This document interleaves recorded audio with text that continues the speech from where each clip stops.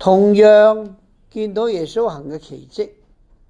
群眾讚美天主，驚奇耶穌所做嘅一切。而法利賽人嘅答案就係佢係有權有呢個力量，但係啲力量呢係嚟自魔王驅魔，係惡勢力。點解有咁大嘅分別呢？下低嘅答案都俾咗我哋一個好嘅提醒，因為群眾有一次無牧之羊，佢哋願意跟隨接受耶穌基督，但係所有嘅法利賽人，佢哋唔能夠接受耶穌嘅能力，佢哋唔聽天國福音嘅喜訊，佢哋拒絕耶穌所做嘅一切。所以耶穌見到呢一切，唔單止唔覺得驚訝，而係只係悲傷，就好似